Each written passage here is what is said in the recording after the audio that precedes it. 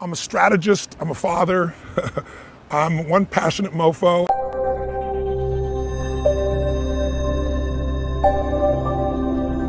So I've had the leaders of countries, presidents of the United States, presidents of the largest companies in the world, billionaire entrepreneurs, and I've had moms and dads and entertainers, you know, Serena Williams in the sports field, Hugh Jackman, Pitbull, Usher, you name it. So the one thing they all have in common, I think, is they're hungry.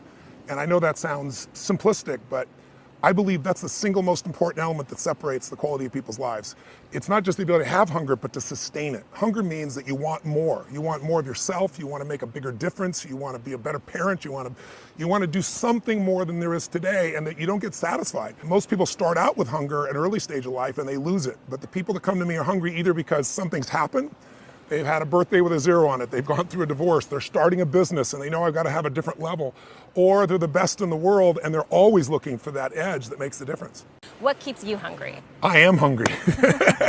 I think what it is I think everybody is born with hunger. Like there's a desire to grow, to expand, to learn, and then disappointment sets in early in life for most people. And then we look to blame something outside of ourselves. And there are many events in our lives that can affect us all. We've all had pain and challenges. But I think if you can find within yourself the part of you that wants to constantly give something more than yourself, if you can find a mission larger than yourself, then you're more pulled to do something than trying to push yourself. And pull has much more power than push. I always say motive does matter. That if your motive is to serve something greater, there is an energy that comes up inside of you. So I feed 2 million people a year because somebody fed my family when I was 11 years old, and now this year we're feeding 4 million. I want to do more in that area. And every business I'm in, that drive just doesn't go away. What's interesting, since 2008, you've seen most large enterprise companies have really figured out how to respond to the world economic crisis at that time by cutting, right? They figured out how to cut their costs, they grew their bottom lines, and they built up their cash. And so they've done very well. But that was 5 years ago, and it's getting hard to keep cutting. You can't cut your way to growth at this point. So most major corporations are now saying, what do we do about the top line? How do we really grow revenues and sales? And so I built something called Coaching in the Cloud, which we've done for some of the most successful companies in the world. And what it does is it comes in and it revamps the sales process. You think about it, in the 1990s, you had all these companies that were re-engineering, and they said, look, we're going to go virtual and save the real estate. And all these salespeople are going to just virtualize. There weren't great tools then, there are now, Salesforce.com being one of those, right? But the challenge is they've lost some of the disciplines that maximize the process. So we also, though, are showing people how to maximize technology. So I have a patent pending process in a company that's working with everybody from General Electric to Reuters.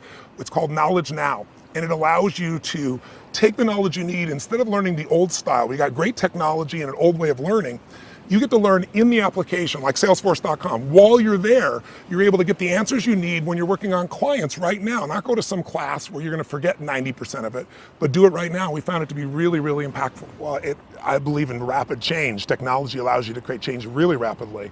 And I think, social media I've found to be a really useful research tool, because we're living in a world where so much information is coming at us all the time that I always say, it's like we're drowning in information, but we're starving for some wisdom.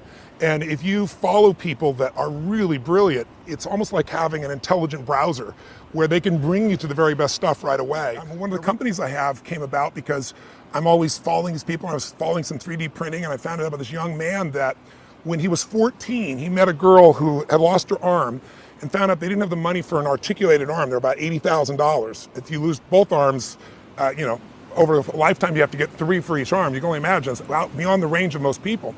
And at 17, he created an artificial arm that does more than the traditional arm, articulates, but it can actually, lift 350 pounds.